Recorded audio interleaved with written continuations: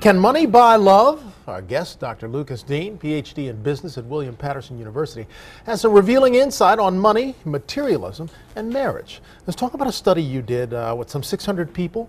What did you find? We looked at 600 married couples and found that income didn't matter as much in terms of marital satisfaction as materialism did.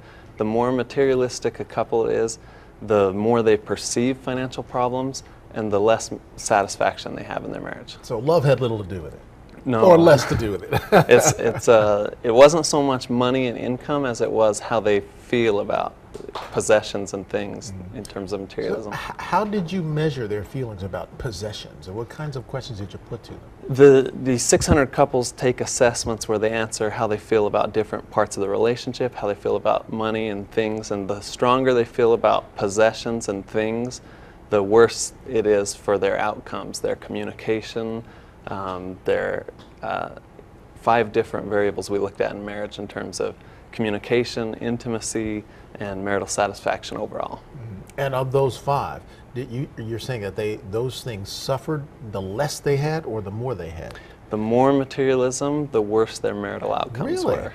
Well, you would think that would have made them happier. We do enjoy things, especially in America. We're a country where 5% of the world's population consumes 20% of the world's goods.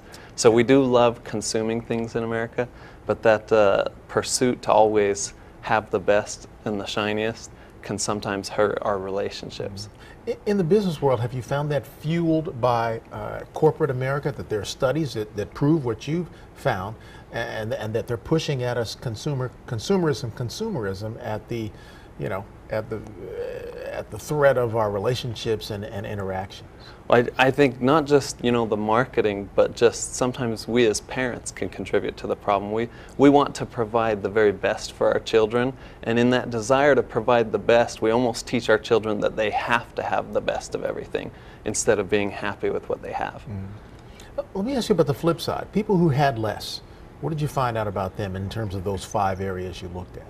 So money, there can be a problem of having too much money. There can also be a problem of not having enough money. Our study looked at how materialism impacts the relationship outcomes. So if you place too much emphasis on things and possessions, then you're taking away emphasis from things that can matter more, like the relationships and the family bonding and experiences that you have there. So perhaps those who were middle class or had a little less were actually happier? Was that the outcome as well? What we find as the antidote for materialism and creating happiness is gratitude.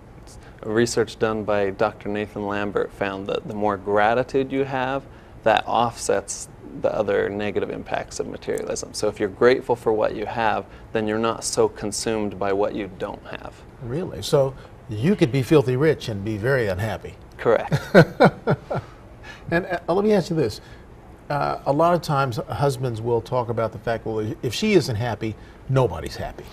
Was that part of the outcome of your study? That was one of the most interesting findings of our study, that we looked at both the husband's level of materialism and the wife's level of materialism, and we found that the wife's level of materialism mattered more for the family outcomes than the husband's. Wow. So if mama ain't happy, nobody's happy. Now, did you study the children as well, or was this just the husbands and wives? Just the married couples. Interesting. What other differences, if any, did you find between the husband and wives in terms of their level of consumerism? If the wife is more materialistic, then they perceive more financial problems in the relationship and they have less marital satisfaction. Really? It's more so than the husband's level of materialism. So it's the wife's level of materialism that matters more than the husband's, but both of them can impact the marital satisfaction.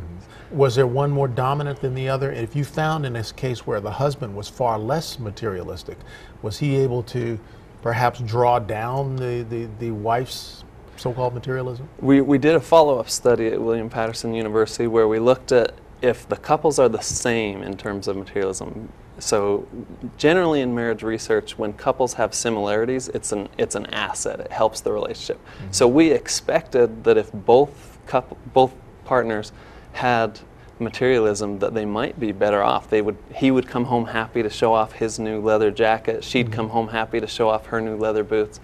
And what we discovered was the opposite. The more materialistic partners in the marriage, the less happy the relationship was. Wow, interesting, interesting. So what do people do? What do they take away from this study? How can they improve? If a couple's at home watching and say, wow, we really are materialistic, as they're looking at their big screen and, you know, surrounded by all these lavish surroundings, what do they do? What do they take away from this? Instead of the constant drive to always have the newest, shiniest version of everything, try to adhere to that farmer's credo of use it up, wear it out, make it do or do without, to appreciate what you've got. Run that by us again. Use it up, wear it out, make it do or do without. Okay, it's worth remembering. Doctor, thanks a lot. Always a pleasure, and we'll look forward to having you back to talk more about this interesting stuff. Thank you.